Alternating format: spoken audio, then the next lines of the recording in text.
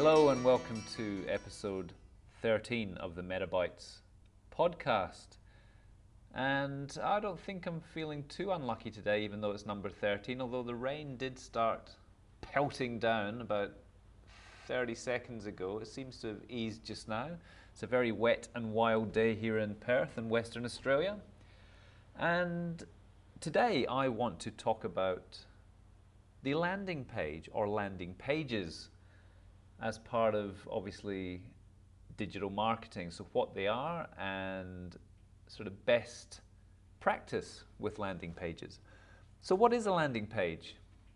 Well, for me anyway, a landing page, or not for me, what a landing page is a web page or something you have set up online that has a specific call to action. So it's not designed, to sort of just be found by somebody through organic traffic. It is something that's maybe built through a campaign or something with a very, very specific action in place. So, you may be hosting an event. You may have a download that you want people to opt into or to download. As a kind of lead magnet. It could be a workshop that you're putting on. It could be anything really, but something that has a specific singular call to action that you want somebody to do. So they will land there, they will soak in the information, and they will act. So what are the main parts of a landing page? Actually, one of the main things that I find some people or some businesses don't do with the landing page, and it's not to do with the actual landing pages, but it's got to do with how they're pushing people to it. So if they're creating a Facebook advert or a banner ad or an image on LinkedIn that you want people to click through to, it's the message and the visual of where you're getting people to click from. It's very, very, very important to bring that aspect into the landing page. So the language you use, the images you use, the color, the headlines should be replicated on the landing page. So when people do land there after seeing an advert or seeing whatever it is that you've put out in the world to attract their attention, so seeing that, once they land on the landing page, there's got to be a continued kind of feel, a continued brand. So that's probably one of the most important things when you're thinking about sort of designing a landing page, or you're speaking to your digital designer to create one for you. It's making sure that part is set in place to begin with. And obviously what the call to action is pretty important. So the headline is probably the first thing that somebody is going to see, or the imagery. I mean, imagery is very important as well. So making sure that you've got a strong image, strong headline, strong language, emotional language to really sort of get people bought into what it is you're trying to do. And obviously the main part of a landing page is the call to action, is a specific call to action. So you want somebody to sign up for an event, you've got to make it very easy for that person to do this. And that could be multiple call to actions down the page. If you've got a long scrolling page with lots of information, which I would suggest is good. Obviously the top part of the page where people will land on and see first is the most important part. So that's where that headline, maybe a video. Video is very good for landing pages because it's very engaging. And then as you scroll down, you're sort of getting into a little bit more detail about what it is you're offering. But everywhere they are on that page, there should be a really easy way for them to click and download or click and sign up. So the call to action is absolutely paramount for the page, and that is the only call to action you want on that page, only a single one. You don't want any click-throughs or external links going out to your normal website or to your Facebook page or to wherever, because people do get easily distracted, and I am bad for that. I'm not getting distracted just now. I'm quite focused, which is good. Maybe it's the rain. But what you don't want is other URLs or other links to anything. So you don't have any navigation as such on a landing page. The only navigation you may have on the landing page is kind of like an anchor navigation where you click something and it slides down to specific information. But you don't want people clicking away from your landing page. You want them to take that action. So that's one of the other most important parts there.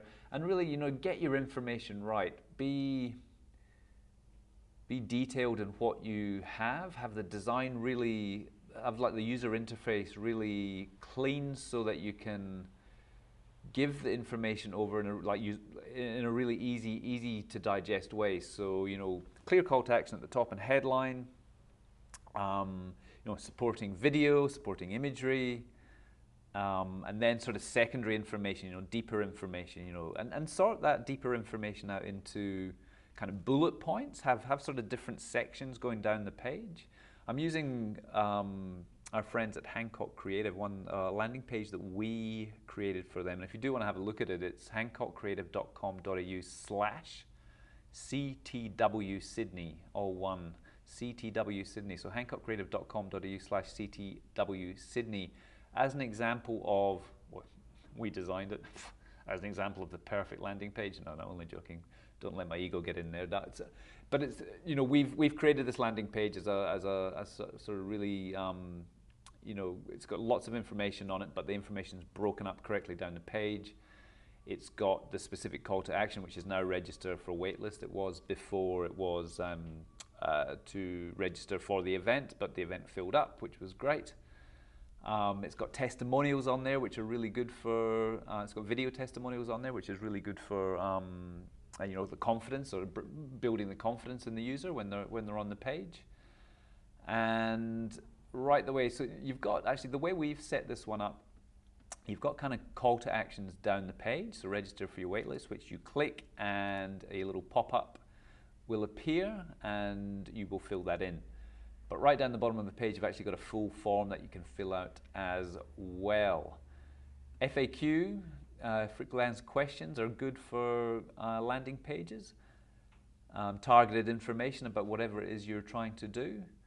And actually, so once you've got your beautiful landing page set up, your call to actions in place, your information set out correctly down the page, once that's done and once the page is live, what you want to do, or not once the page is live, but your kind of process for people signing up, so either downloading an ebook or signing up for an event, when they've actually taken that action, you want to make sure that you push them onto a thank you page, because that way you can actually start implementing kind of retargeting, and obviously it's a nice thing to do is to say thank you.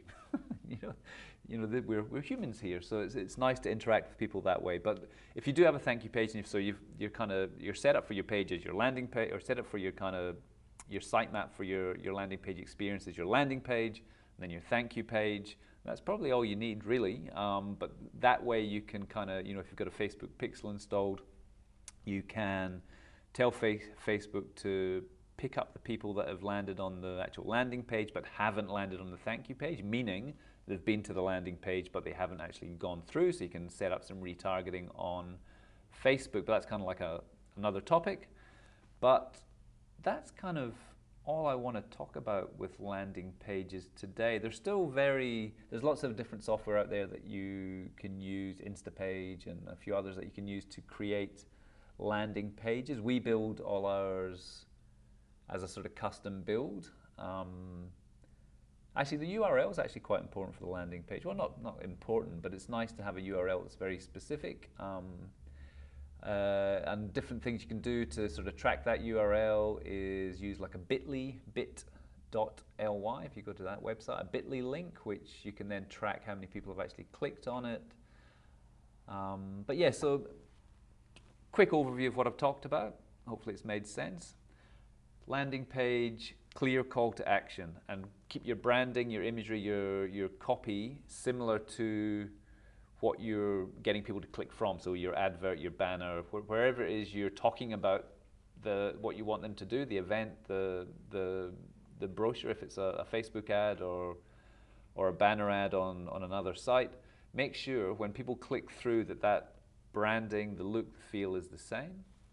call to action, make that call to action on the site easy for people to do. So you don't want, people won't search for that button to sign up. You gotta have that front and center for people, and create work on your content and break it up down the page as an emotional, sort of catchy language at the top and information, and then go deeper into the information with info about what you're actually trying to get people to do, and then obviously your thank you page as well. So once people have actually registered or downloaded, make sure you go to a thank you page and you say thanks for doing that. So hopefully that's been helpful enough today. That was that's about my usual time, about 11 minutes, so it'd be a bit scary if it was 13 minutes, but maybe I can hang around for a minute and a half, but I won't do that. Thank you very much for listening today, and reach out to me if you want any advice. You know, Instagram, metacreative, metacreative.com.au. I love chatting with people and trying to help. So peace out and speak to you soon. Bye.